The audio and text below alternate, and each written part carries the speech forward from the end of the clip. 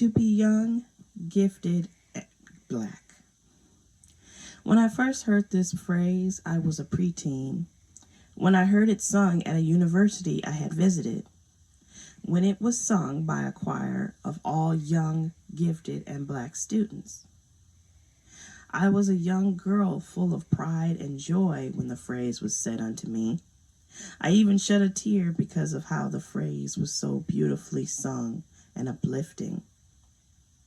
Back in the 1960s, the phrase, which was a lyric of a song by a gifted and black artist named Nina Simone, was used to uplift during a time when the word black and its color had its false negative connotations.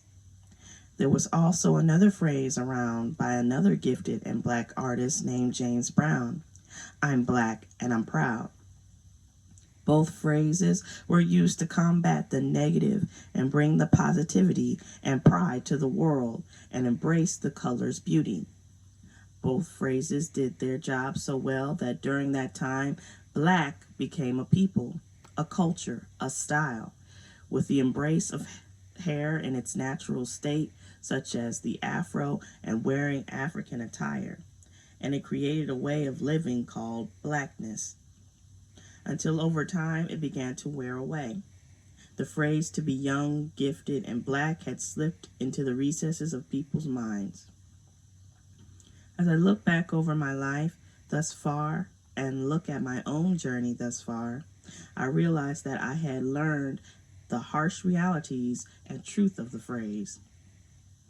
As I grew older, I learned the difference between to be young, gifted, and black versus to be young, gifted, and God's. Now, when we say God's, we certainly do not mean with an S only, but with an apostrophe S to show or indicate possession or ownership. In other words, to belong to God. During my journey, I discovered that to be young, gifted, and black only took me outside my front door and around the neighborhood. Whereas being young, gifted, and God's took me not only outside my front door and around my neighborhood, but around the city, the state, the country, and eventually the world. Being young, gifted, and black did not open as many doors as I had hoped and thought that it would. In fact, barely any doors were open for me. The phrase, to be young, gifted, and black, that had once given such pride to me and encouragement, had become a disappointment and had left me with doubt and even anger. How could there not be any doors open to me? Wasn't I young? Wasn't I gifted? Wasn't I black? How come it's still not enough? How? But when you are young, gifted, and God's, the doors that were and are closed to you will be no comparison to the doors that will be open to you. In fact, there will be doors that you and many others did not even know existed, but will be open for you. I learned very quickly that the world that we live in couldn't care less if a person was young, gifted, and black. Indeed, there are many young, gifted blacks, billions. But through the eyes of the world, you are just one of many billions. And of course, this world only chooses a handful by name. I knew what Nina meant when she said, in the whole world, you know there are a billion boys and girls who are young, gifted, and black. And I should be proud that there are others like me, and I'm not alone. And I'm not.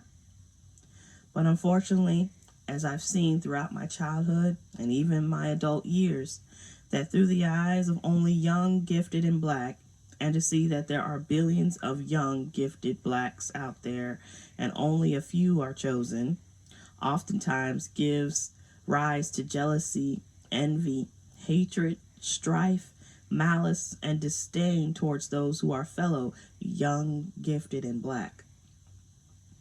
Just like the many stars in the sky all shine, some brighter than most, but only a few of them we know by name. However, when you are young, gifted, and God's, You are not a star, but a planet. To the naked eye, a planet in the night sky looks like an average star that shines a bit brighter than the rest. Yet it is still commonly mistaken as just a star to the untrained eye. But with a trained eye and with the help of a telescope, you will see that there is more than meets the eye. Planets have their own way of functioning and keep their worlds spinning, yet play a major role along with the stars in making up our solar system, the galaxy, and universe as a whole. And the Creator knows each and everything by name. When you are God's, you know who you are because you know who He is and understand that you have a purpose through Him. Even when you know there are more young, gifted, and God's people in the world. You understand that your role is just as important in the Master's master plan. And instead of seeing your peers as competition, you see them as truly brothers and sisters who may be their own planets, but yet still work together with you to bring God's kingdom and love upon this earth. When we break down the phrase to be young, gifted, and black, to be young is fleeting. Over time, we all eventually grow and get older and will eventually be replaced by another. So to rely on your youth is vanity or useless. To be gifted or having talents, if not used properly, will eventually result in its waste and it too becoming vanity. And black only limits a person to just that color. And if dwelt upon long enough, a person will only associate themselves and others with that specific color. It will, as I've seen before, become not only a source of vanity, but of pride, until eventually it becomes its own golden calf. Thus praise, admiration, awe, and credit is given to the creation rather than its creator. As the Apostle Paul wrote, "For I say through the grace given unto me, to every man that is among you, not to think of himself more highly than he ought to think, but to think soberly, according as God hath dealt to every man the measure of faith." I realized that to be young, gifted, and black should not have been my foundation. It was not stable enough to withstand the unpredictable storms of life, and it certainly didn't stay long when I had to face harsh realities. Being young, gifted, and black did not put food on my table, nor put clothes in my closet. It didn't put money in my pockets, and it didn't put shoes on my feet. It did not decorate me with fine jewels or other finer things. It did not give me eyes to see the world fully for what it is and what it was. And it was nowhere to be found when the world and all that comes with it proved to be too much for me. To be young, gifted, and black, the phrase that had once uplifted me, would rust away by time and would be forgotten for years, until recently.